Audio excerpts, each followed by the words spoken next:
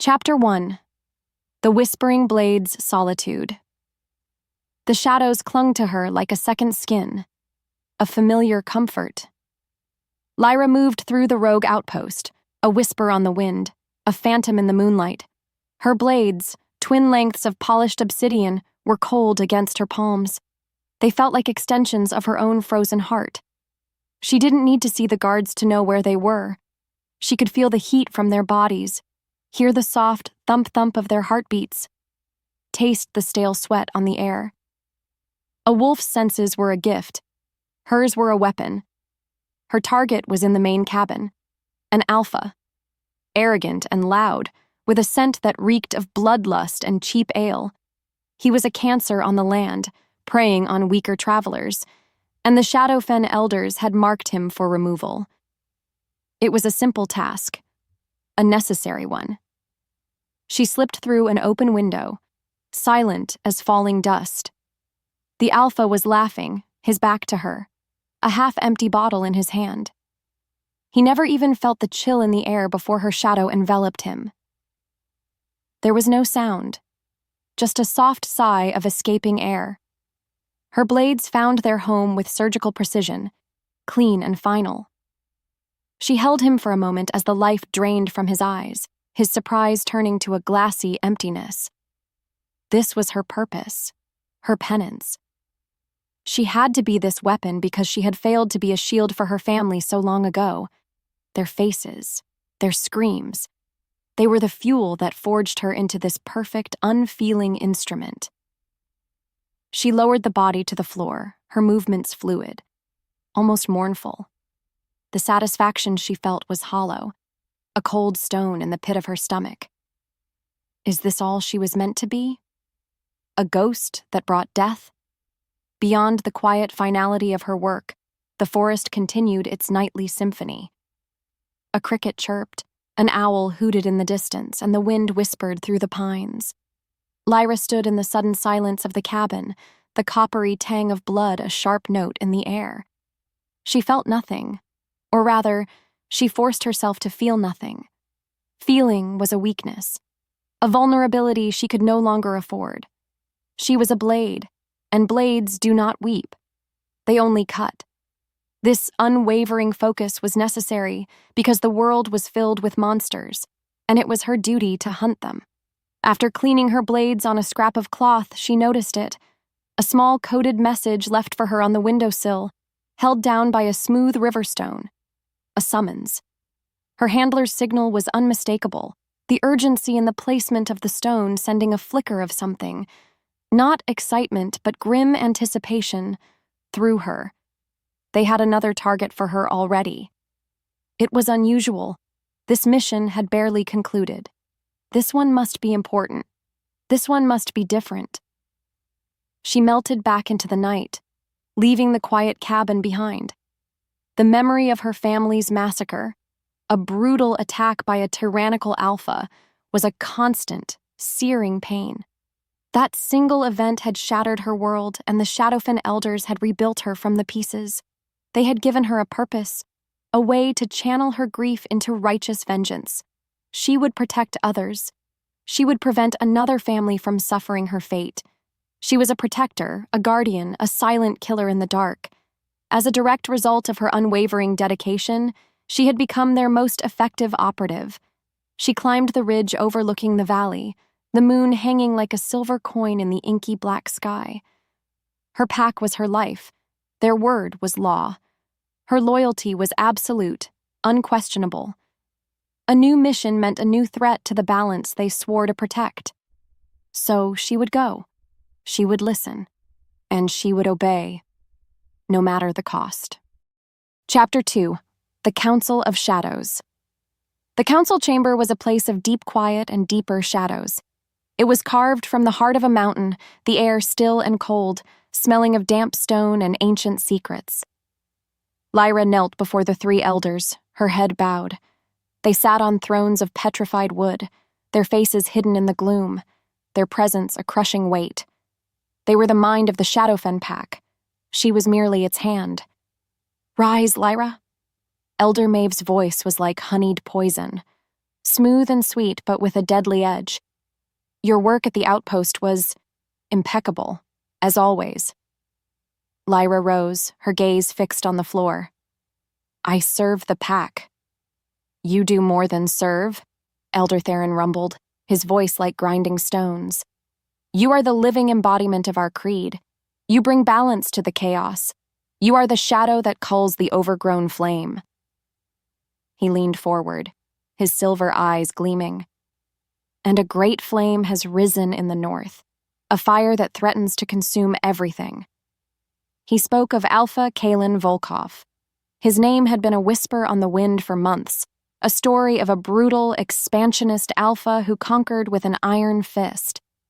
The elders painted a picture of a tyrant, a monster who crushed all who opposed him. They showed her images, faked, she would one day learn, of villages burned, of packs subjugated. They spoke of his ruthless ambition, his insatiable hunger for power. Every word was a carefully chosen dart aimed at the heart of her old wound. She had to destroy him because he was the very image of the monster who had destroyed her family. Alpha Volkov's blood moon pack grows too powerful too quickly, Maeve continued, her voice soft and persuasive. He disrupts the ancient balance we have sworn to protect. He is a sickness. And you, my child, are the cure. Her words were a balm on Lyra's scarred soul. They gave her pain a purpose. They made her a savior, not just an executioner. This mission was essential because it was a sacred duty, a continuation of her family's legacy. She finally lifted her eyes, her resolve hardening into something sharp and brittle. What would you have me do? Infiltrate his territory, Theron commanded. His fortress is said to be impenetrable. But not for you. Gather evidence of his tyranny. Confirm what we already know. And then, when the moment is right... He let the sentence hang in the air, the meaning as clear as a blade's edge. You will remove him, without hesitation, without mercy. A chilling order, but one she accepted without a flicker of doubt. This was why she was made, to face the monsters, to be the thing they feared in the dark, to stand as a shield for the innocent. She was their weapon, their hope, their whispering blade. This was her destiny. Her path was clear. Her purpose was absolute.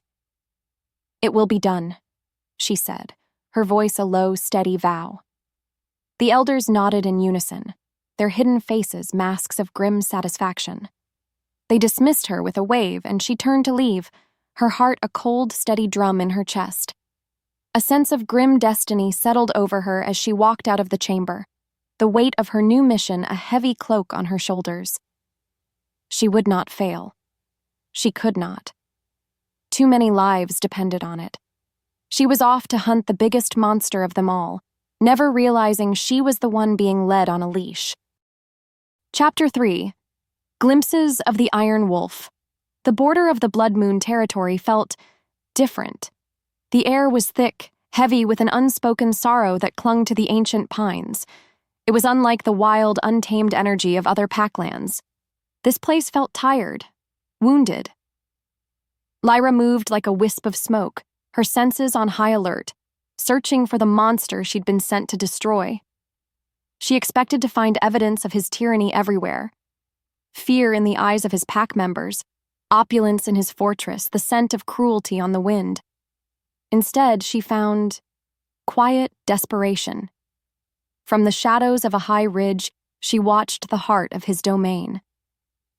And then she saw him, Alpha Kalen Volkov. But he wasn't rallying troops or feasting in a great hall.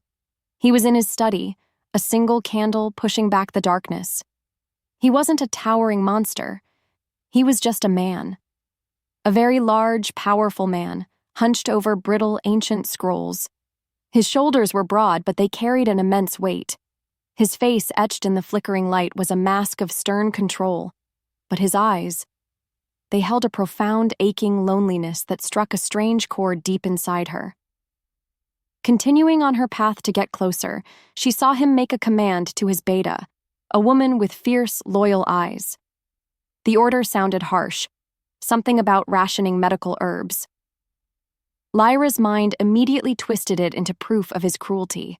He was hoarding resources from his own people, a classic tyrant. But then she saw the beta nod, not with fear, but with a look of shared, weary sorrow.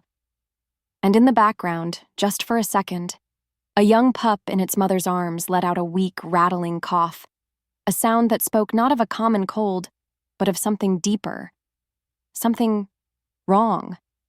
What kind of monster was he really? Was he the raging fire the elders described, or something else entirely? A question flickered in her mind, a tiny spark of doubt she quickly extinguished. The elders were wise. They knew the truth. Her job was not to question. It was to act. She had to believe in their wisdom, because doubting them meant doubting her entire life, her very reason for being. She pushed the image of the coughing pup from her mind. It was a distraction. Later, as she drew nearer to the main fortress, she saw him again, standing on a balcony overlooking his lands. The wind tore at his dark hair. He was a statue of strength and solitude. He was a king alone in his castle. She saw an apex predator. The world saw a man desperately trying to hold his home together.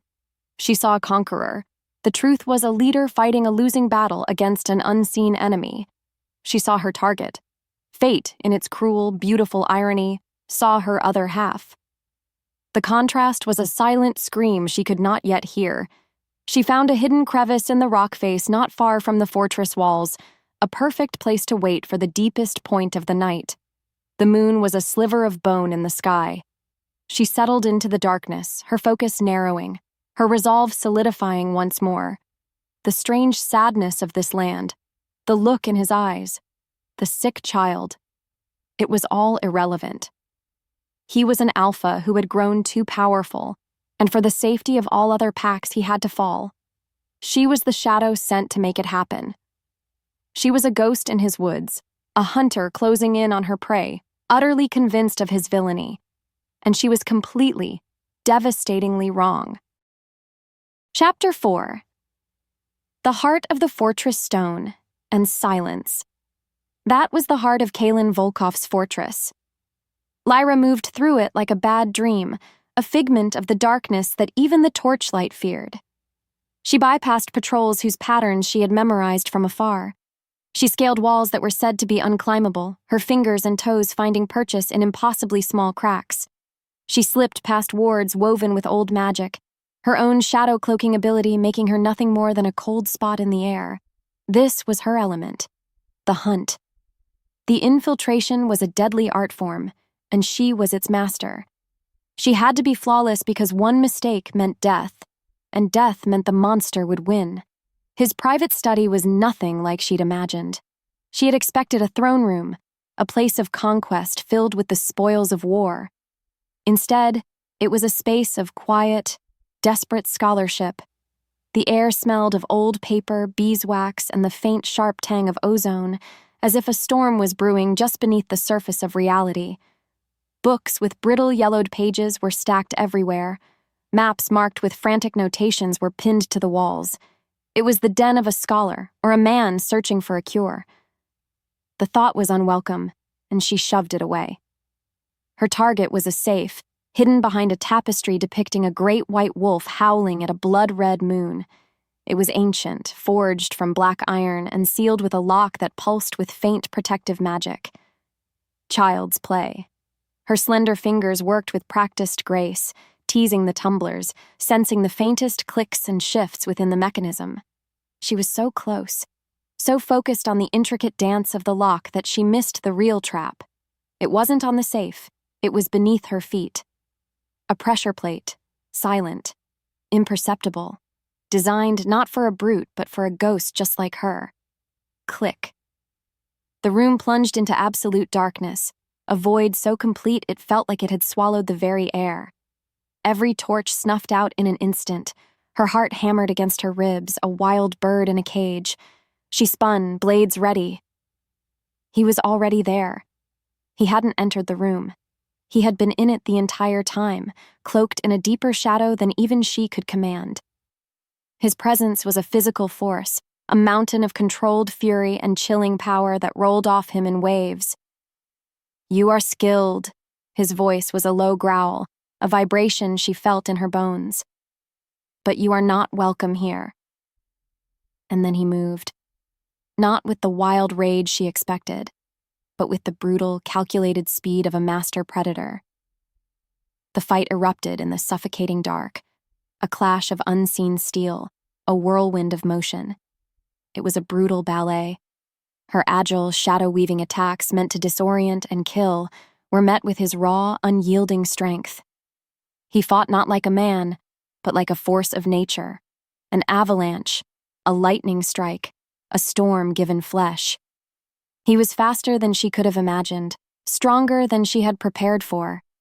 And in the heart of his fortress, she was no longer the hunter. She was the one who had been trapped. Chapter 5. The Spark of Ruin. Their battle was a blur of instinct and honed skill. Lyra danced around his powerful lunges, her obsidian blades seeking a weakness, an opening in his relentless assault. She was a hornet. He was a bear. She was fast and sharp, but every block, every parry sent a jarring shock up her arms. His strength was absolute. She had to end this quickly because a prolonged fight against a wolf of his size and power was a fight she could not win. She saw an opening, a flicker of a chance. Instead of a killing blow, she lunged for a disarming maneuver, a move to twist his weapon from his grasp. Her forearm brushed against his, bare skin on bare skin. A scream tore through the universe. Or maybe it just tore through her. A searing, overwhelming electric shock jolted through every nerve in her body. The world exploded in a flash of white-hot light behind her eyes. The unmistakable ignition of the fated mate bond. Her mind fractured. Her senses, already heightened, went into overdrive. She was drowning in him. His scent, wood smoke, cold steel, and a wild, untamed storm crashed over her, and her wolf, the primal beast within, howled a single agonizing word. Mate. Kalen froze, a guttural growl ripping from his chest, his own shock a palpable wave in the air. The bond was a two-edged sword. A minor cut she'd gotten on her arm from a wild swing suddenly bloomed with white-hot agony on his arm, the shared vulnerability of their new connection making him stagger back. In turn, she felt a tidal wave of his emotions crash into her. Fury, disbelief, and a possessive, primal rage that was terrifying. Her own shadow powers crackled around her, wild and uncontrolled, lashing out like frightened serpents. No, not him, not the monster, not her target. Her mind screamed in denial, but her body was a traitor. A fire had been lit deep inside her, a heat that had nothing to do with combat and everything to do with a desperate, soul-deep craving. Her mission, her life, her entire purpose, it all shattered into a million pieces. Her goal wasn't to kill him anymore. It was to run, to escape this nightmare. She scrambled back, desperate to put distance between them, but he recovered faster. He was torn. She could feel it through their horrific new link. The alpha in him screamed to eliminate the threat, but the wolf screamed to claim its mate. "Who sent you?" he roared, his voice shaking with the force of his warring instincts. Lyra didn't answer. She bolted for the window, for the night, for anywhere but here. But he was too fast. He didn't grab her. He didn't tackle her. He lifted his head and unleashed a command. Not a word, but a wave of pure, unadulterated alpha power. It slammed into her, a force designed to bring any lesser wolf to its knees. She fought it. Her shadow fen training screamed at her to resist, to break. But the new bond was a crack in her armor. It was a mate-specific command, and while she didn't collapse, her muscles locked, a temporary paralysis she could not break. She stumbled, falling to one knee, utterly helpless. He was on her in an instant, his grip like iron on her arm. He dragged her from the room, not towards the dungeons as she expected, but deeper into the heart of his fortress, deeper into the cage. Chapter 6. The Gilded Cage. She awoke to the scent of lavender and clean linen, not the damp, mildewed stench of a dungeon cell. Lyra's eyes snapped open. She was in a bedroom, a luxurious one. A fire crackled softly in a stone hearth. The bed was draped in soft furs. Sunlight streamed through a large barred window. It wasn't a prison. It was a gilded cage, and the sheer audacity of it, the implied control, made fury boil in her veins. She would have preferred the honesty of chains and a stone floor. This was a different kind of prison, one meant to unbalance and confuse. Her blades were gone. Her gear was gone. She was dressed in a simple cotton shift. She was a prisoner, stripped of everything that made her a weapon. When she tried to summon her shadows, they felt sluggish, muted. They flickered weakly at her fingertips, and then died. It was as if the very air in this room was designed to suppress her power. She had to get out of here because staying meant being at his mercy, and being at his mercy felt like a fate worse than death itself. The heavy wooden door opened, and he filled the doorway. Kalen. In the light of day, he was even more imposing. He wasn't just an alpha, he was a king. His dark hair was a mess, his face was drawn, but his golden eyes burned with an intensity that seemed to peel back her skin and look straight into her soul. He said nothing, simply watching her, his presence a suffocating pressure. The bond between them hummed, a low, agonizing vibration of anger and a terrible, undeniable pull. "Who are you?" he finally bit out, each word a stone dropped into the tense silence. Lyra rose from the bed, her chin lifted in defiance. "Your death." A humorless smile touched his lips. "My death doesn't bleed when I do." He gestured to his own arm, where a faint, healing cut mirrored her own. "You feel it, don't you? This curse." Curse. That's what it was. It couldn't be a fated bond, not with him. She refused to accept it. "I feel nothing," she lied, even as her body screamed with the need to be closer to him. The scent of him, that intoxicating mix of wood smoke and storm, was making her dizzy. He moved then, closing the distance between them in 2 long strides. He backed her against the cold stone wall, caging her in with his body. His heat was a furnace. His proximity was a torment. "Liar," he whispered, his voice a rough velvet that scraped against her nerves. He leaned closer, his face inches from hers, and her heart hammered against her ribs. She could feel his breath on her skin, feel the raw power radiating from him. The desire, hot and unwanted, pooled low in her belly. This was the first true test of the bond. Not a battle of blades, but a war of wills fought in inches of space. She had to resist him because giving in to this pull meant losing herself completely. "Tell me who sent you," he commanded, his voice softer now, but no less dangerous. "And I might let you live." She met his fiery gaze with her own icy glare. "Go to hell." A muscle jumped in his jaw. For a terrifying second, she thought he would strike her, or kiss her. The line between violence and passion between them was so thin it was almost invisible. Instead, he just stared at her, a strange, haunted look in his eyes. Then he pushed away, turning his back on her. "You will stay here until you decide to be useful," he said, his voice flat and cold once more. He walked out, the heavy lock sliding into place with a definitive thud. Lyra was left alone, trembling with a mixture of rage and a confusing, terrifying surge of her own chaotic power, which crackled at her fingertips, a ghost of a shadow reacting to his potent, cursed presence. Chapter 7. The view from the cage days bled into one another, marked only by the rising and setting of the sun outside her barred window. A lesser wolf would have succumbed to despair, or mindless rage. But Lyra was a creature of patience. She was an assassin, and the most important part of any hunt was observation. So, she watched. Her gilded cage became a perch, her prison a vantage point.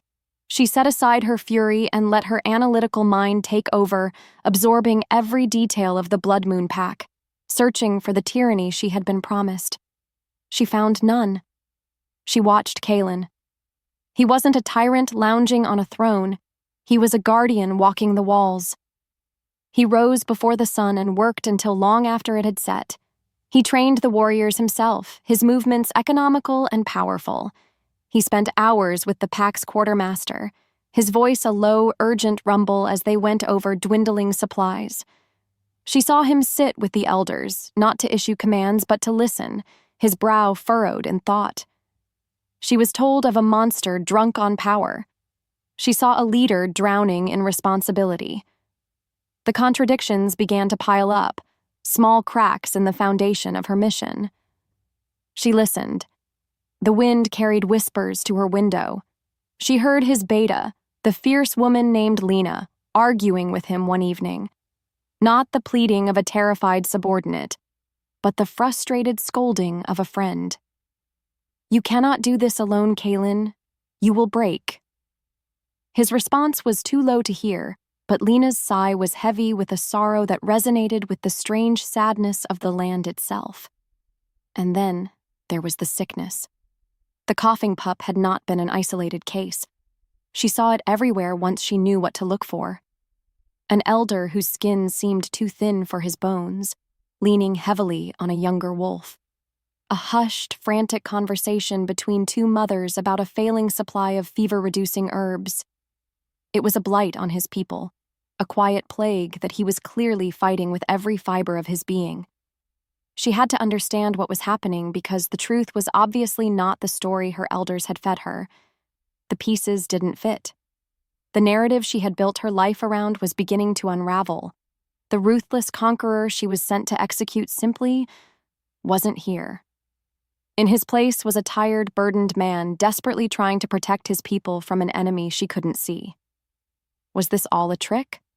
An elaborate illusion to fool her? Her training screamed yes, but her instincts, her gut, whispered a dangerous, terrifying no. That night, she didn't sleep. She stared out at the moon, a perfect circle of white in the black sky. The pull of the bond was a constant, dull ache in her soul, a phantom limb connecting her to the man in the rooms below. It was a chain, but it was also a window. Through it, she could feel the faintest echoes of his own exhaustion and his profound loneliness. She had come here as an instrument of justice, a righteous blade, but justice required truth, and the truth was buried somewhere in this sad, weary land. She would find it. First, she needed to be free. Her goal was no longer just to escape. It was to uncover the lie that had defined her entire life. Chapter 8. The Traitorous Bond. A storm provided the perfect cover. Rain lashed against the window pane, and the wind howled like a hungry wolf, masking any sound she might make. For 2 days, she had worked at a loose stone in the hearth, her fingers raw, her patience thinning. Tonight, it finally gave way. She slipped the stone free, revealing a narrow, dark opening just big enough for her to squeeze through. Freedom was a breath away. She was an assassin. She was a ghost. She was made for this. She had to succeed because staying here, caught in the confusing web of the bond, felt like a slow death. She moved through the fortress's inner passages, a shadow within shadows. The place was a maze, but her senses guided her. Yet, something else was guiding her too, a strange hum beneath her skin, a faint, persistent awareness that pulled her in a specific direction. It was him, the bond. It wasn't just an emotional tie. It was a physical tether, a psychic beacon that pulsed with his location. It was a traitor in her own blood, screaming his position to her whether she wanted it to or not. She fought against it, trying to navigate by instinct alone, but the pull was insistent. She reached the outer wall, the rain plastering her thin shift to her skin, the cold a welcome shock. The top of the wall was 10 feet up, an easy climb. She took a deep breath, bunching her muscles to spring. He was there. He stepped out from behind a buttress, not with surprise, but with a weary, almost disappointed resignation. As if he'd known. The bond had betrayed her completely. It hadn't just told her where he was, it had somehow told him where she would be. "Did you really think it would be that easy?" he asked, his voice barely audible over the wind.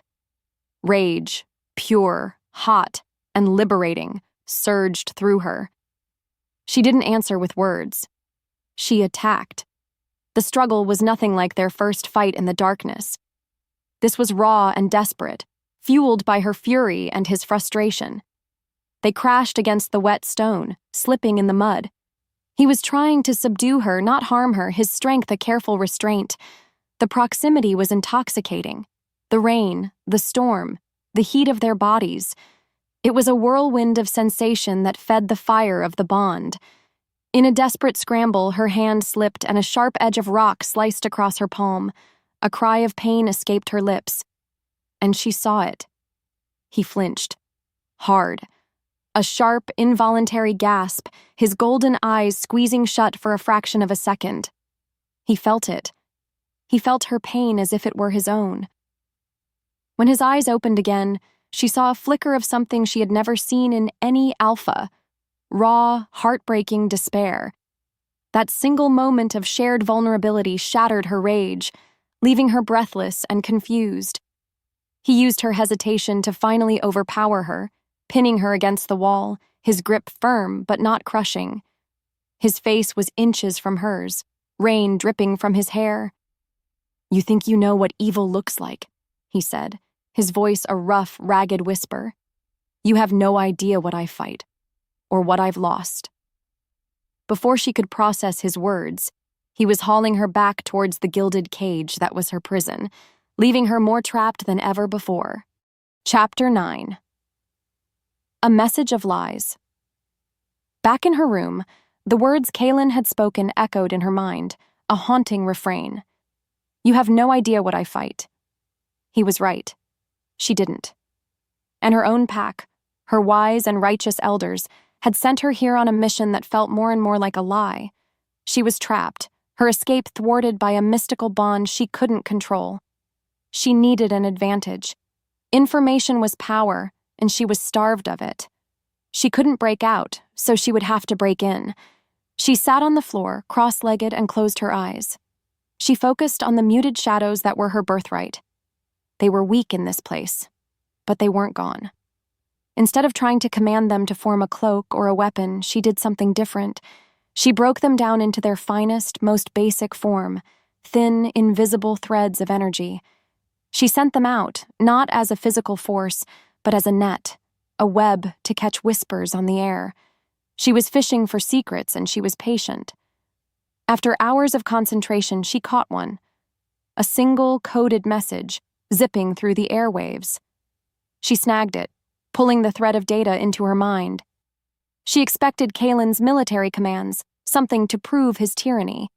She began to decipher the code, a complex cipher used only by the highest-ranking members of the Shadowfen. Her blood ran cold. This message wasn't from Kaylin. It was from her own elders, to her. Her hands trembled as the words became clear. "Status?" Bond confirmed. "Good. Do not proceed with termination. New directive. Use the bond. Seduce him.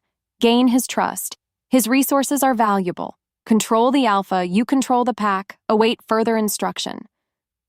The world tilted on its axis. A wave of nausea washed over her. Seduce him? Resources? This wasn't about justice. This was never about balance. It was a political maneuver, a power grab. She was not a blade of righteous vengeance. She was a honey trap, a pawn in a game she hadn't even known she was playing. The realization was a physical blow, knocking the air from her lungs. Her entire life, her purpose, her family's memory, all of it had been used, twisted, and weaponized for greed. She felt sick. As if the world wanted to compound her misery, she heard a commotion outside. She rushed to the window just in time to see a group of Blood Moon scouts returning, their faces pale with terror. They were reporting to Kaylin, their words frantic. Lyra couldn't hear them, but she saw the terror in their eyes. She saw them describe something in the dark territories to the east, something that wasn't another pack. Kaylin's face became a mask of stone, an expression she now recognized not as coldness, but as grim resolve against a familiar foe. This was the threat he was truly preparing for. This was the evil he fought. She had to know. When he brought her meal that evening, she stood in his path, her eyes blazing with a new, desperate fire. "What is it?" she demanded. "What's out there? The threat your scouts saw." Kalen just looked at her, his golden eyes piercing, weary, and utterly unreadable. He said nothing. He simply stepped around her, placed the tray on the table, and walked out, locking the door behind him. His silence was not a dismissal. It was a wall. And she was on the wrong side of it, alone with the horrifying truth of her pack's betrayal and the terrifying mystery of a new, unknown darkness. Chapter 10. The Liar's Ledger. The lie was a poison, and it had been running through her veins her entire life. Now that she could taste it, she had to find the source. Kalen's cryptic warning, followed by the chilling, manipulative message from her own elders. They were pieces of a puzzle she couldn't yet see. To solve it, she needed more. She needed proof. That night, she didn't try to escape the fortress. She set her sights on a much more dangerous target: Kalen's study. Getting out of her room was easier the second time. She was beginning to understand its secrets, the way the stones fit together, the way the guards shifted their weight before they turned. The bond was a quiet hum in her blood now, a strange compass needle pointing toward him, but she ignored its pull, focusing on her own grim purpose. She slipped back into the room of books and maps, a ghost returning to the scene of a crime. She knew about the pressure plate now, and she moved around it with the grace of a dancer. Her goal wasn't the safe this time. It was his desk, a massive piece of dark wood, covered in scrolls and half-finished letters. She began to read, her heart a slow, heavy drum. These were not the writings of a warmonger. They were the desperate pleas of a leader pushed to the brink. She found copies of letters sent to neighboring packs, not demanding tribute, but begging for trade. He offered rare lumber, precious metals, anything he had. In exchange for blight husk mushrooms, moon petal moss, and silver root, all exceedingly rare herbs used in healing poultices. The responses were tucked beneath, scathing refusals, warnings to cease his aggressive expansion, accusations of hoarding power. They saw his desperate forays into unclaimed lands for these reagents as acts of war. They called him ruthless, a tyrant, and they denied him the very things that might save his people. Her fingers traced his handwriting in a ledger. It was a meticulous log of the sickness: names, ages, symptoms. The progression of the illness was tracked with a terrifying precision. It was fast-acting, resistant to all common remedies. The number of entries grew with each passing week. This wasn't a ledger of conquest. It was a record of his failure to save his own. She had to believe this was a trick because, if it was real, the weight of what she'd been sent to do was too monstrous to bear. This man wasn't a villain. He was a physician watching his entire world die. He was a hero, a tragic, isolated hero, and she had been sent to murder him. The thought made her feel sick. Her blind faith, her righteous fury. It had all been a lie. A tool used by her elders for their own twisted games. As she sank to her knees, overwhelmed by the sheer scale of the deception, her hand brushed against the floorboards beside the desk. One of them was loose. It shifted slightly under her touch. A tremor of adrenaline cut through her despair. There was something else here. A place for secrets too precious, or too painful, to be left in the open. With trembling fingers, she pried the board loose. Beneath it, nestled in a small, dark hollow, was a single leather-bound journal. Chapter 11. The Iron Wolf's Heart. The journal felt warm in her hands, its leather worn smooth with use. It felt like a living thing. A heart. She opened it, and the words inside undid her completely. It was his voice, raw and unfiltered, a torrent of pain and fear that he clearly showed to no one else. This was the soul of the Iron Wolf. The curse grows stronger. The first entry she read began. It is a cold thing, a parasite. It feeds on what makes me. Today, I watched little Alara laugh as she chased a butterfly. I felt nothing, no joy, no warmth, just a distant, logical appreciation for her happiness. The Iron Wolf is winning. Soon, there will be nothing left of Kaelin. She read on, her breath catching in her throat. The curse. It wasn't just a turn of phrase, it was a real, tangible thing, a parasitic entity passed down through his bloodline that consumed emotion. It left behind a cold, hard shell of logic and duty. It was the reason for his reputation. He wasn't cruel, he was numb. He made hard choices for the good of the pack because he could no longer feel the pain they caused. The journal was a chronicle of his slow erasure, his fight to hold on to the man he used to be. Then came the entries about the sickness, about his pack. Another fever took hold last night. Old Man Hemlock is gone. He told me stories as a pup. Now I will have to tell his grandchildren that he is with the moon, and I will feel nothing as I say the words. This is my true failure. Not that I cannot find the cure, but that I can no longer properly grieve my dead. He had found the potential cure. An ancient, dangerous ritual described on a fragile scroll tucked into the back of the journal. It required 12 rare reagents, ingredients found only in the most perilous corners of the wildlands, the very territories he had been conquering. His war was a desperate hunt for medicine, and then she saw the final, devastating piece of the puzzle, the prophecy. The scroll speaks of a catalyst, he had written, his handwriting shaky. A fated mate, born of shadows. She is the key. Her power can either harmonize with the ritual and sever the curse, or it can act as a poison, amplifying the parasite and destroying us all. She is our only hope, and she may also be our doom. Moon goddess, if she exists, keep her safe, and keep her far away from me. The journal slipped from her fingers. It was her.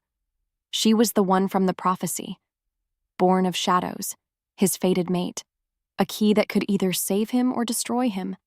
The elders? They must have known. They hadn't just sent her to kill a rival. They had sent her, a walking, breathing doomsday weapon, to the one man she was destined to meet, hoping she would be his ruin. It wasn't politics. It was annihilation. A wave of guilt so profound it almost crushed her, washed over her, followed by something else, something new, a fierce, wild, protective love that detonated in her chest.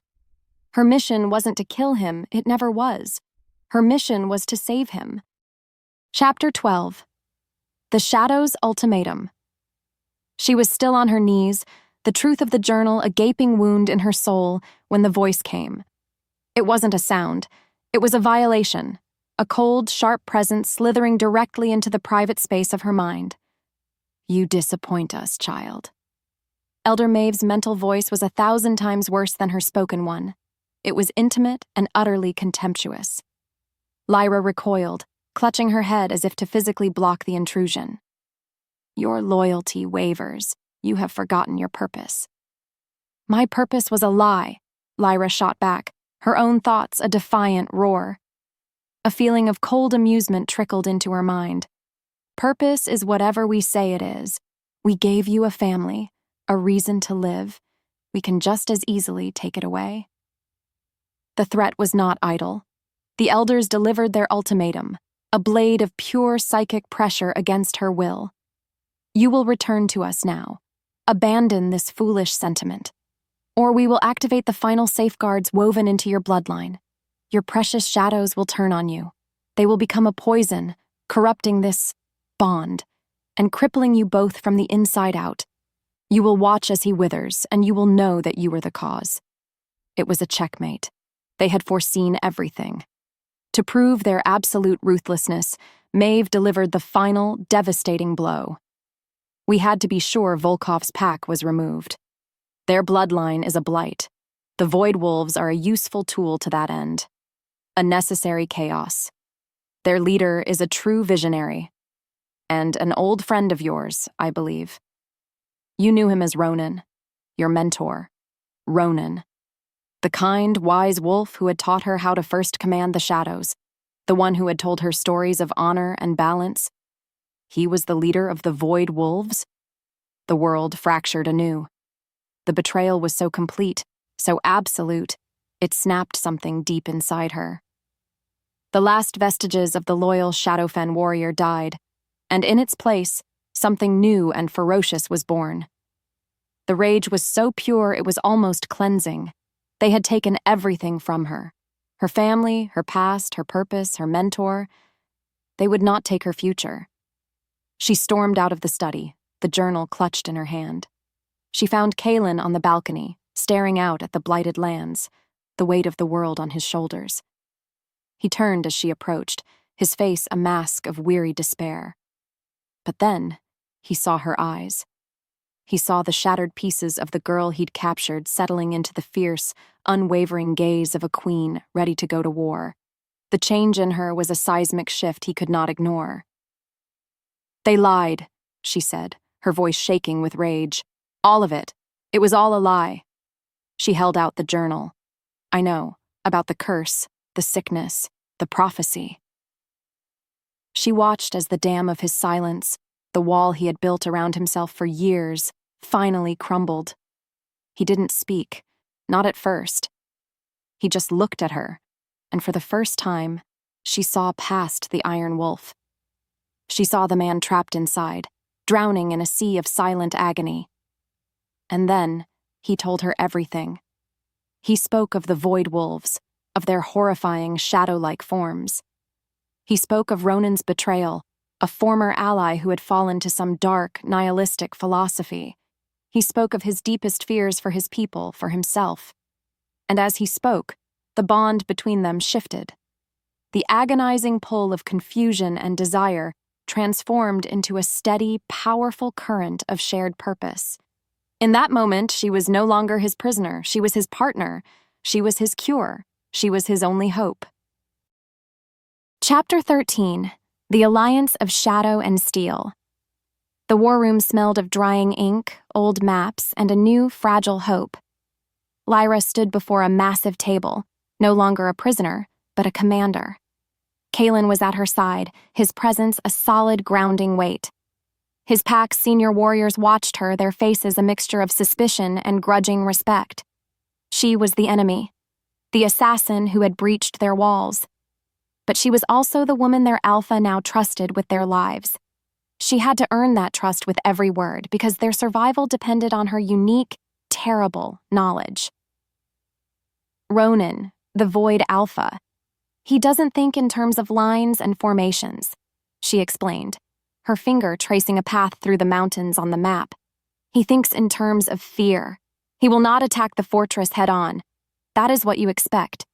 He will send a smaller force here, to the weakest point in your patrol routes, to draw your best warriors out. She tapped a narrow, treacherous canyon. And when you pursue, his main force will emerge from the shadows here and here, flanking you, creating chaos. He taught me this tactic himself. It is called the Viper's Maw. A low murmur went through the room. Kalen was silent, his golden eyes fixed on her, absorbing every word. The bond between them was a steady, quiet current, a silent conversation running beneath the spoken one. It hummed with a unified purpose, a perfect harmony of his strength and her strategy. He saw the logic in her plan. She felt the rightness of his instincts. Together, they devised a counter-strategy, a desperate, high-risk gambit to turn Ronan's own tactic against him. It was a plan that relied on perfect timing, unbreakable courage, and Lyra's developing, chaotic power. Later that day, Kalen gathered the entire pack in the main hall. A great fire roared in the central hearth, casting flickering shadows on the weary faces of his people. He stood before them, a king forged in hardship, and Lyra stood with him. The whispers were immediate. Why was the intruder, the assassin, standing at their alpha's side? Kalen raised a hand, and silence fell. "For years I have led you alone," he began, his voice echoing in the vast space. "I have carried the burden of our future on my shoulders, and I have hidden the truth of our struggle from you, believing it was my pain to bear. I was wrong." He turned his gaze to Lyra, and the warmth in it was a visible thing, a flicker of the man beneath the iron wolf. This woman came here as an enemy. But the moon goddess, in her infinite wisdom, has revealed a different path. She sees the threats against us more clearly than any of us, because she was once a part of the shadow that now seeks to destroy us. He took a breath, his next words a thunderclap that shook the hall. Lyra is my fated mate, and from this moment forward, she is my lead strategist and my counselor. Her voice will be my voice. Her command will be my command. We will face this storm together, as one. He looked out at the sea of stunned faces, his authority absolute. There were gasps, murmurs of disbelief, but no one dared to challenge him. He was their alpha, and he had just irrevocably tied his fate, and theirs, to the woman who was once sent to kill him. Chapter 14. The chaos within the forest was too quiet. That was the first sign of trouble.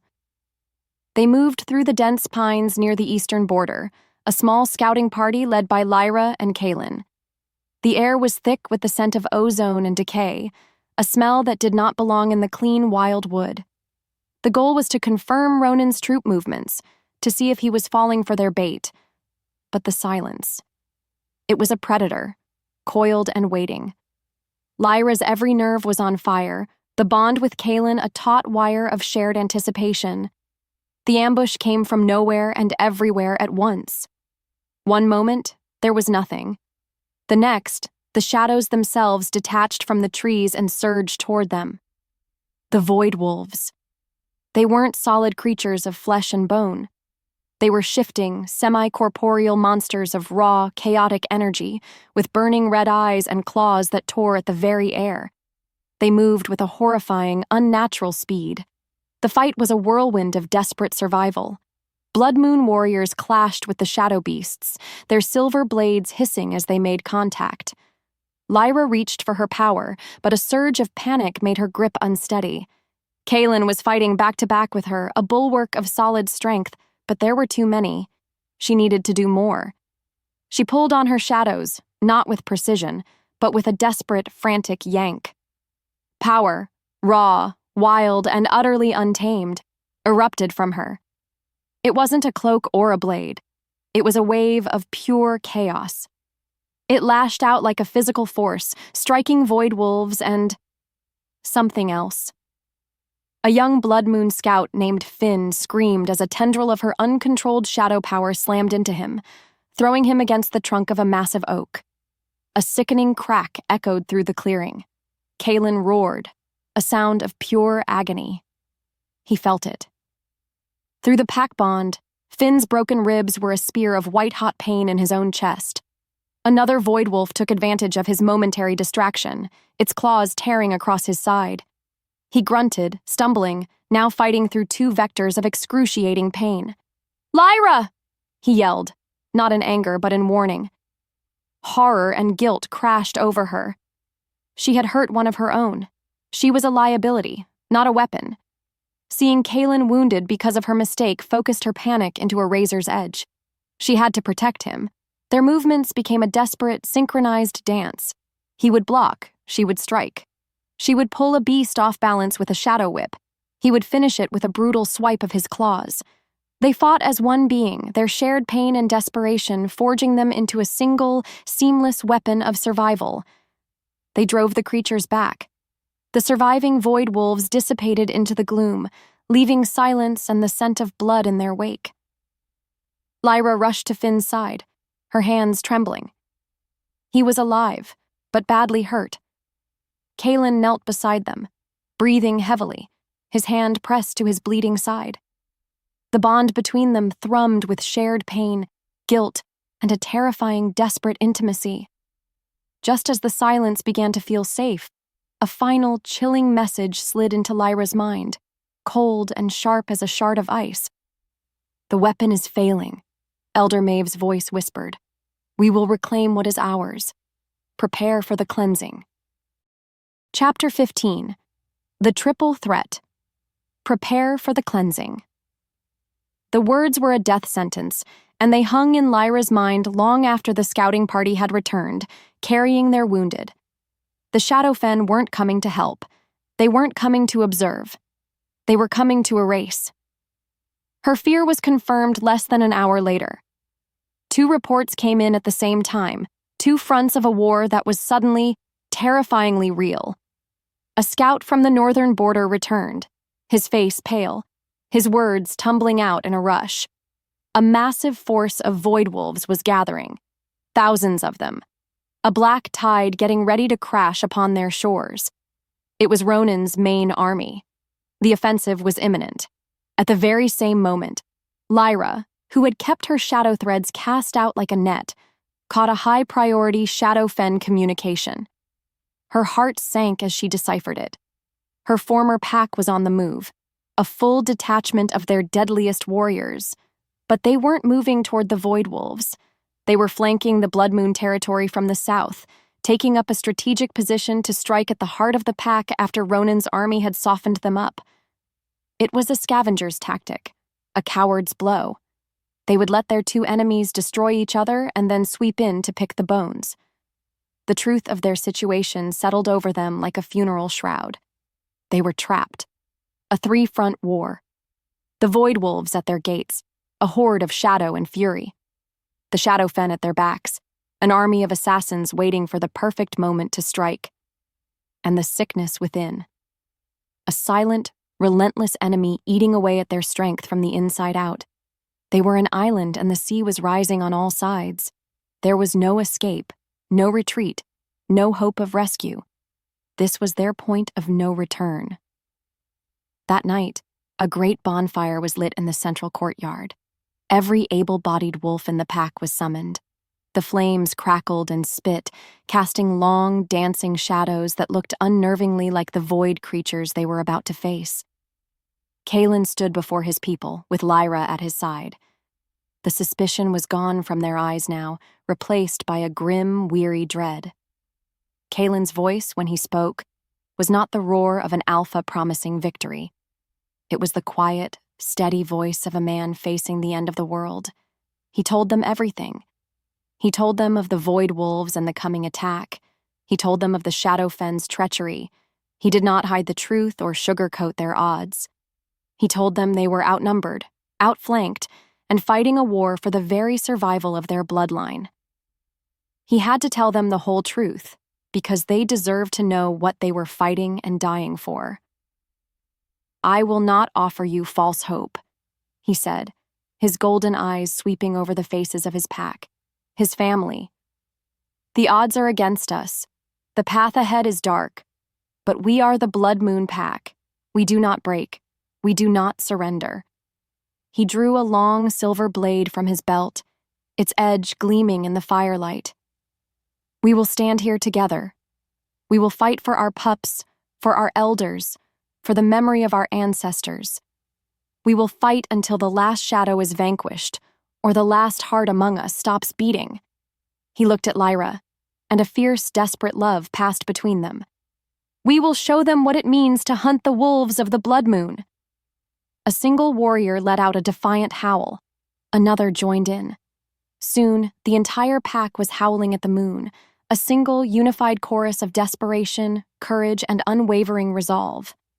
They were going to die, or they were going to achieve a victory that would become a legend. Toward Chapter 16, The Jaws of the Vipers. The attack began not with a roar, but with a scream. A wave of pure, condensed shadow and rage, the Void Wolves, crashed against the Blood Moon's defensive line. The battle was instant chaos. Lyra and Kalen were the heart of the storm, a whirlwind of shadow and steel fighting back-to-back as one being. He was an unstoppable force, a battering ram of fury and strength. She was a phantom of death, her blades a blur, her shadow whips pulling the chaotic creatures off balance. For every beast they struck down, 2 more surged forward. The air filled with the stench of ozone and blood, the shriek of dying wolves, and the horrifying, unnatural hissing of the void. They were losing. The line was bending, buckling under the sheer, overwhelming numbers. Warriors fought with the desperation of cornered animals, but they were being pushed back, foot by bloody foot. A horn sounded from the forest to the south. A clear, piercing note. Hope, sharp and brilliant, flared in Lyra's chest. The Shadowfen. They had come. Warriors, cloaked and silent, appeared on the ridges. They were the deadliest assassins in the world. Their arrival would turn the tide. Then they attacked. Not the Void Wolves. They descended upon the Blood Moon's exposed flank. The hope in Lyra's chest died, replaced by a cold, sickening horror. Her former pack, her brothers and sisters in shadow, moved with surgical lethality. They didn't rage like the Void. They killed with quiet, brutal efficiency, their blades finding hearts and throats. A pincer movement. A slaughter. The Blood Moon were caught in the jaws of the Viper, trapped between the chaotic maw of the Void and the venomous fangs of the Shadowfen. Kalen saw it. He saw his warriors being cut down from two sides. He saw the trap they were in, and Lyra felt the change in him through the bond, a terrifying snap, the last vestiges of his warmth, his desperate hope, his pain. It all vanished. The curse, the Iron Wolf, surged forward and took complete control. He stopped roaring. He stopped feeling. He became a silent, terrifying machine of death. His movements were no longer driven by passion, but by cold, brutal geometry. He moved through the enemy ranks, a force of nature that could not be stopped because he no longer had fear or pain or mercy to slow him down. He was magnificent. He was horrifying.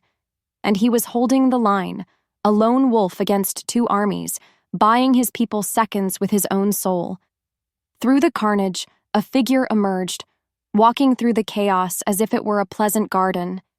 He was tall, with silver hair that shone in the moonlight, and his eyes were a void. It was Ronan, her mentor.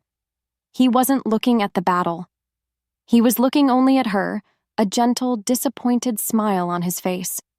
As if she were a student who had failed a simple test. The battle raged around them, but in that moment, the world shrank to the space between them. The monster she had created and the monster who had created her. Chapter 17, A Lesson in Cruelty. "Look at this mess, Lyra," Ronan said, his voice calm amidst the symphony of screams. He gestured to the battlefield. "So much passion, so much pointless loyalty. I taught you to be above this." Fury, pure and white-hot, burned away her fear. "You taught me lies," she snarled, lunging at him. The fight was a nightmare. He was her dark mirror. Every technique she knew, he had taught her. Every feint, every parry, every shadow weave. He knew it before she did. He didn't just counter her moves, he dismantled them, turning her own momentum against her, his movements fluid and effortless. It wasn't a fight. It was a lesson. And he was the cruel master, showing his pupil just how little she truly knew. He had to break her spirit because her power, if truly unleashed, was the one thing he actually feared. "Lies," he mused, sidestepping her attack and hooking his foot behind hers, sending her stumbling. "My dear, I am the only one who ever told you the truth. The packs are a disease, their traditions, their rivalries, their precious balance. It's all a cage. I am simply the fire that will burn the cage down." He smiled that gentle, horrific smile. "I even told the Shadowfen elders what they wanted to hear for years, feeding their paranoia about the Volkov bloodline, knowing they would forge you into the perfect key to unlock all this chaos. You weren't their weapon, Lyra. You were always mine." His words were sharper than any blade. He was an artist of psychological warfare, and he was painting a masterpiece of despair on the canvas of her soul. She fought with everything she had, but it was like fighting her own reflection in a dark, warped mirror. She was so focused on him, so consumed by his venomous truths, that she lost sight of the wider battle, an error he had been waiting for. She saw his eyes shift, just for a second, past her shoulder. He saw an opening, not against her, against Kalen, her alpha, her mate, was a whirlwind of destruction, a shield of numb fury protecting a small group of terrified pups and a few sick elders who had been caught in the fighting. He was their last line of defense. Ronan didn't attack her. He gathered a writhing ball of pure void energy in his hand, a sphere of anti-life that hissed and crackled and hurled it past her. It happened in slow motion, the black sphere streaking through the air. Kalen turning, his unfeeling eyes widening just a fraction as he realized the danger was not to him, but to the pups behind him. He didn't dodge. He moved to block it with his own body.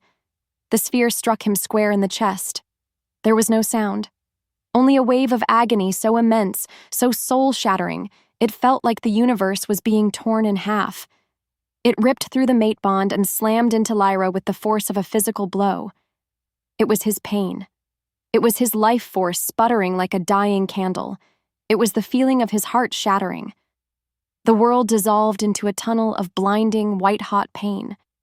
Her strength vanished. Her legs gave out, and she collapsed to the muddy, blood-soaked ground, a scream of pure, undiluted agony tearing from her throat. Chapter 18. The Longest Night. The sounds of the battle faded to a distant, meaningless roar. Lyra's world had shrunk to a single point of agony, the man bleeding out on the ground a dozen yards away. She crawled to him, her body screaming in protest, the phantom pain from his wound crippling her. She reached Kalen's side and collapsed, her hand hovering over the gaping, dark wound in his chest. His breathing was a shallow, rattling whisper. His eyes. They were open, but they were dull, vacant. The golden fire was gone, replaced by a hazy, emotionless fog. The curse was consuming what little was left of him in a final, ravenous feast. He was a beautiful, empty shell. This was it, the ultimate failure. Her entire life had been a series of failures, leading to this single, perfect moment of despair. She had failed to save her family from a monster. She had failed to see the truth about her pack. And now, she had failed to save the one person who was her other half. Ronan's words echoed in her mind. She wasn't a weapon. She was a trigger, a catalyst for ruin. Her whole life had been built on a foundation of manipulation and lies, and now, everyone she cared about was paying the price. Through the haze of her grief, figures emerged from the gloom, the last of the Shadowfen elders, Maeve and Theron. They looked down at her, not with pity, but with a cold, clinical disgust. "We gave you a purpose, and you threw it away for a dying animal," Maeve hissed, her voice dripping with contempt. "You are corrupted, broken. You are no longer one of us." Theron spat on the ground near Kalen's head. "Let the void have them both. This is what happens to those who forget their place." They didn't offer help. They didn't offer mercy. They offered only judgment. Then they turned and melted back into the shadows, abandoning her to her fate. She was utterly, completely alone. Her pack was gone. Her hope was gone. And the man she loved was taking his last faltering breaths.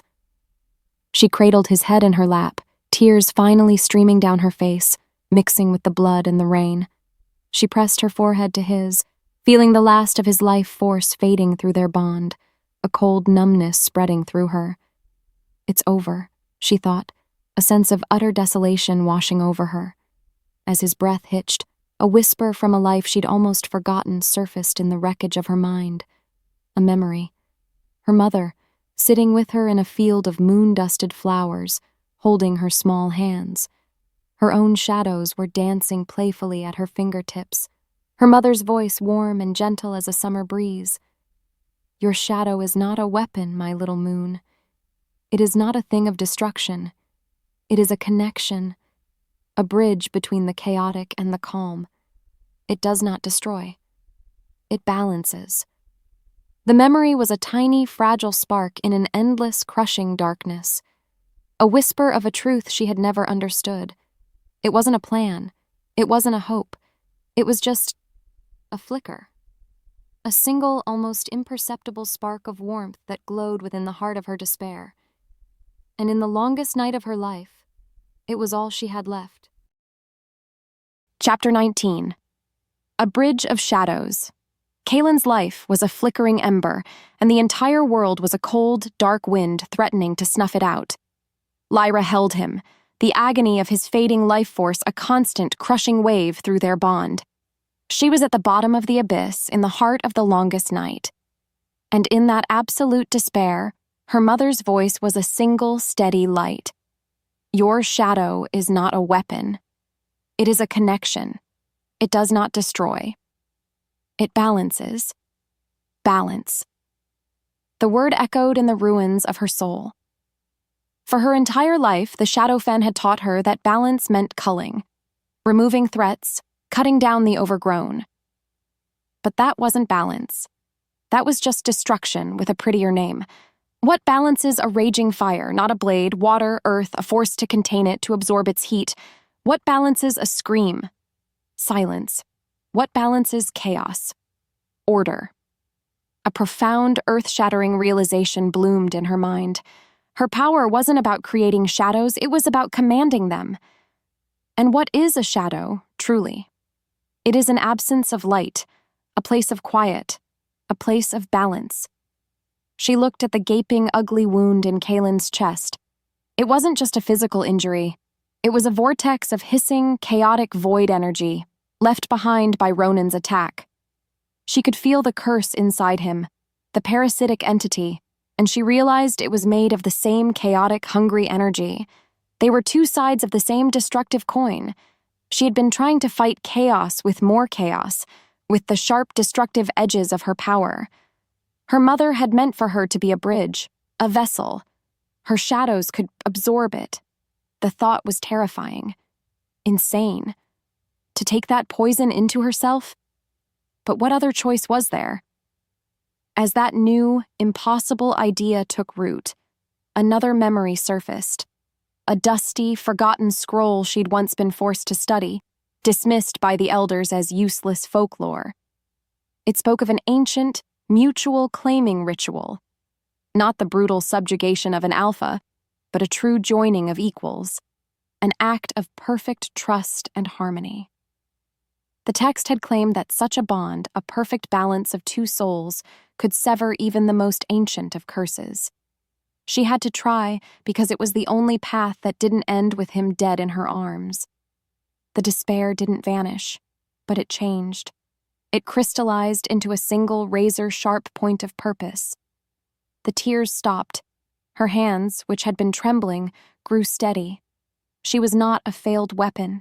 She was not a pawn. She was the scale. She was the cure.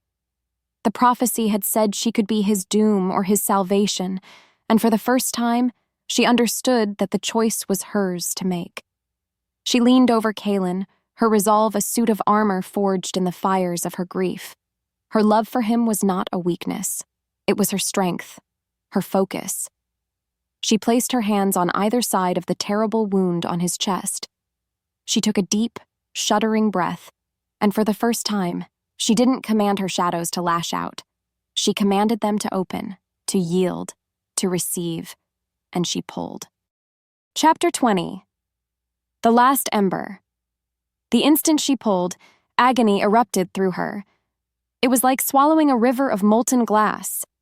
The chaotic void energy from Kaylin's wound streamed into her, a torrent of shrieking, hungry power that threatened to tear her apart from the inside out. But her shadows met it. They wrapped around the chaotic energy, not crushing it, but containing it, soothing it. It was a storm, and her soul was the eye of the hurricane, a place of calm, quiet balance. It was the most painful thing she had ever done, but it was working. Color began to seep back into Kaylin's face. The gray, ashen tint of death receded, replaced by a pale but living flush. His breathing, once a shallow rattle, deepened. It steadied. The wound itself, while still grievous, stopped hissing with that awful void energy. It was just a wound now, one that could be healed. "By the moon," a voice whispered from behind her. Lyra looked over her shoulder. Lena, Kaylin's beta, stood there, her silver sword in hand, her face a mask of awe and disbelief. She had clearly been prepared to make a final suicidal stand, but had stopped, mesmerized by the sight of Lyra absorbing the darkness. The last few able-bodied Blood Moon warriors were with her, their faces grim, but their eyes wide. "He will live," Lyra said, her voice strained, the effort of containing the energy making her tremble. "But the curse is still inside him, and Ronan is still out there." She laid out her desperate, insane plan. She would be their shield. In the final battle, she could draw the chaotic power of the Void Wolves, weakening them, turning their greatest strength into a liability. While she did that, a small, fast team, a viper of their own, would strike directly at the head, Ronan. She told them about the mutual claiming ritual, the final key to severing Kaelin's curse for good. It was a wild gamble, a sliver of hope against an ocean of despair. She had to convince them because without them, all she could do was delay the inevitable. As she spoke, Kaelin's eyes fluttered open. The vacant fog was gone. In its place was a sea of unfamiliar feeling, pain, confusion, fear. His emotions, suppressed for so long, were flickering back to life, raw and overwhelming. He looked at the warriors, at Lena, and then his gaze settled on Lyra. He saw her, trembling with the effort of containing the very energy that had almost killed him, and his eyes filled with a desperate, dawning understanding. He felt the curse, not gone, but quieted, receding from her power. He reached out, his hand finding hers. His touch was weak, but it was warm. Alive. "I trust you," he rasped, his voice raw with disuse and newfound emotion. His trust was a gift, a final piece of strength she didn't know she needed. He looked at Lena. "You will follow her command. She is our alpha now, as much as I." In that moment, the last of the Blood Moon pack, a handful of embers against a tidal wave of darkness, found their new flame. Chapter 21. Race to the Void's Heart. Their force was a ghost, a whisper of defiance in a world screaming with war. Just 5 of them. Lyra, Kaelin, weakened, but with a fire of feeling returning to his eyes, the fiercely loyal Lena, and 2 of their swiftest, quietest warriors. The main battle still raged at the fortress walls, a symphony of desperate howls and the unnatural shrieks of the void. It was the perfect distraction, a final, heroic stand by the rest of their pack to buy them this one impossible chance. Lyra had to make it count because every moment they moved, another Blood Moon wolf was dying for them. This time, when she called her shadows, they came with a new, vibrant life. They were no longer just extensions of her will. They were her partners. She wove a cloak of true darkness around their small group, a moving patch of night that swallowed sound and baffled the eye. They slipped away from the main battle, their footsteps silenced, their scents masked. They were no longer the prey. They were the hunters. They moved through the war-torn forest, a place corrupted by Ronan's influence. The trees themselves seemed to weep a black sap, and the ground felt spongy and wrong underfoot. The air was thick with chaotic energy, but for Lyra, it was no longer just a threat. It was a source of power. She could feel the void sentries before she saw them, their chaotic auras like sour notes in the air. She didn't just hide from them, she manipulated them. A flicker of shadow to their left, a sudden cold spot to their right. Her powers were a scalpel now, not a bludgeon. She created diversions, illusions of movement, leading the shadow beasts on pointless chases while their small group slipped past, deeper and deeper into enemy territory. Kaelin moved at her side, a silent, deadly predator reborn. His emotions were still a raw, chaotic storm inside him, but he channeled all of it into a singular, protective focus on Lyra. He was her guardian, her sword, while she was his cloak and his guide. Their bond was a silent, perfect river of communication. A shared glance, a touch of the hand, was all they needed. Their target was the heart of the corruption, a sacred grove of ancient oaks that Ronan had twisted into his personal sanctum. The energy grew stronger as they approached, a palpable pressure that made the air feel thick as water. This was the source. This was the heart of the Void's power. This was where the final battle had to be fought. It had to be here because severing the head of the snake was the only way to kill it. They reached the edge of the grove. Inside, the shadows were a swirling vortex of unnatural energy, and in the center, they could see him. Ronan. He stood as if directing a symphony, his arms outstretched, pulling power from the corrupted earth.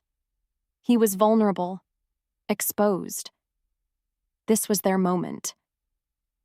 Lyra dropped the cloak of shadows, revealing their small, determined force. For a split second, she saw surprise on her former mentor's face. They were no longer running. They were no longer defending. They had brought the hunt to him. Chapter 22. The Claiming of Shadows and Steel. "Foolish child!" Ronan screamed, his voice distorting as he drew upon the full, corrupt power of the grove. "You cannot fight a storm!" The world around them became a vortex of shrieking wind and grasping, chaotic shadows. He was a god in the heart of his own hurricane, and they were just mortals. But Lyra didn't try to fight the storm. She opened her arms to it. She remembered her mother's words. It balances. She grounded herself, felt the solid earth beneath her feet, and let her own shadows bloom, not as weapons, but as a vast, empty vessel. A quiet harbor in the heart of a raging sea. She pulled. The chaotic energy, the very power Ronan was wielding, suddenly had a new direction. It stopped lashing out at the world and began to flow, a river of screaming darkness, directly into her. Ronan faltered, his eyes wide with shock and disbelief. His own power, his greatest weapon, was being siphoned away, draining from him like water from a cracked cup. The pain was immense, but Lyra held fast, her body a bridge between the chaotic and the calm. She was the scale, and she was bringing things into balance. She had to hold on because this was the only way. As Ronan weakened, screaming in fury, Kaelin moved.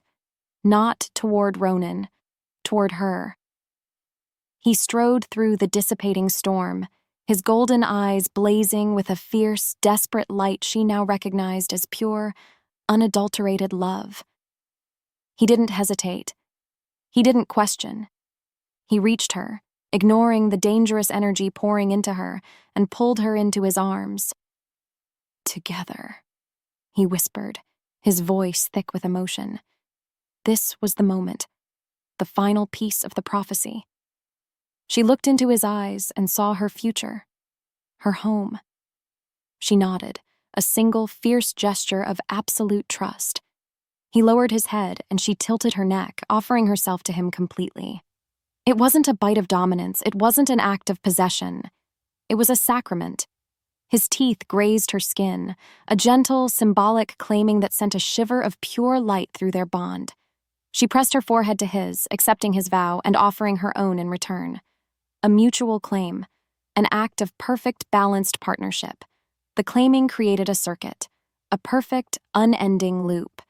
The chaotic energy pouring into Lyra from Ronan now had somewhere to go.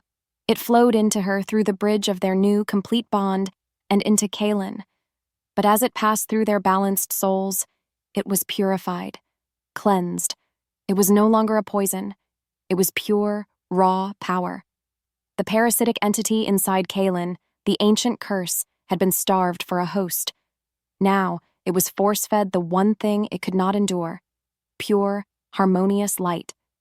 It shrieked, a sound that was not a sound, and imploded. The feedback loop was instantaneous. The purified energy, with nowhere else to go, surged back to its source, to Ronan. He screamed as his own power, cleansed and weaponized, consumed him from the inside out.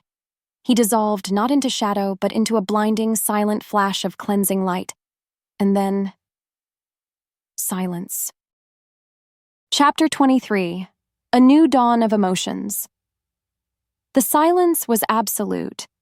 The oppressive, chaotic energy of the grove was gone, replaced by the clean, sweet scent of damp earth and pine. The unnatural shadows had vanished, and the first hints of dawn were painting the eastern sky in soft shades of rose and gold. At the fortress, the battle had ceased. With their master's demise, the remaining void wolves dissolved into harmless wisps of smoke. The Shadowfen assassins, seeing the blinding flash and feeling the shift in power, had melted away into the forest, their mission a catastrophic failure. It was over. Kalen stumbled back, his hands flying to his chest. He wasn't wounded. He was feeling. He gasped, a ragged, shuddering breath as if he were breathing for the first time. A single tear traced a path through the grime on his cheek, then another. Then he broke. A raw, powerful sob tore from his throat as years of suppressed emotion, an ocean of grief, pain, sorrow, and love, came flooding back in a single, overwhelming tidal wave. The curse was broken. The iron wolf was gone. He lunged for her, pulling her into a desperate, crushing embrace. He buried his face in her hair, his body shaking with the force of his returned soul. "Lyra," he choked out, her name a prayer, a question, a declaration. He repeated it, over and over, clinging to her as if she were the only solid thing in a world that had been remade. She held him just as tightly, her own tears flowing freely, not of sorrow, but of profound, aching relief. The bond between them was no longer a source of pain or a confusing pull. It was a steady, warm, brilliant beacon of pure, healing light. He was whole. They were whole. They made their way back to the fortress, a slow, weary procession of the living. The survivors of the Blood Moon pack, battered and bleeding, emerged to meet them. They saw their alpha, his face streaked with tears, holding the hand of the shadow wielder who had saved them. They saw the truth in his eyes. The war was over, and they had, against all odds, won. The days that followed were a blur of healing. Kalen, overwhelmed but alive with his newfound emotions, worked tirelessly alongside his people. He grieved his dead with a depth that was heartbreaking to watch, but he also laughed with his warriors and hugged the pups with a gentle warmth that remade him before their very eyes. Lyra was at his side through it all. Her shadows, once her weapons of death, were now tools of life. They were calm, controlled, and pure. She found she could soothe fevers with a touch, her cool shadows drawing out the sickness. She could knit bone and mend flesh, her power now a gentle, restorative force. She had to help them heal because their pain was her pain, and their future was now hers to protect. She was no longer a blade. She was a mender, a guardian. Chapter 24. Architects of Unity. A week after the battle, they gathered under the open sky. The air was clean, the sun was warm, and the sick were already walking the grounds, the last of the illness fading from them like a bad dream. The survivors of the Blood Moon stood shoulder to shoulder with a small, quiet group of Shadowfen, those who had seen Ronan's demise and the Elder's treachery and had chosen a new path. They were two broken peoples, looking for a way to be whole again. Lyra and Kalen stood before them, not on a raised dais but on the grass, among them. Equals. Kalen's face was no longer a mask of iron. It was open, softened by the emotions he was still relearning. He was the alpha he had always been meant to be. "We have survived," Kalen began, his voice clear and strong, resonating with a warmth no one had heard in years. "We have lost brothers, sisters, elders, and friends. We will honor them. But we will not live in the past. We will build a new future from the ashes of the old." He turned and took Lyra's hand, his gaze full of a love so powerful it was a tangible force. "We survived because we chose to trust. We survived because we chose unity over division." He raised their joined hands. "There is no more Blood Moon. There is no more Shadowfen. From this day forward, we are one pack. We are the Shadow Moon Alliance." A murmur of approval, of hope, rippled through the crowd. Then Lyra spoke, her voice steady and clear. "I was raised to believe that power came from stealth and secrets.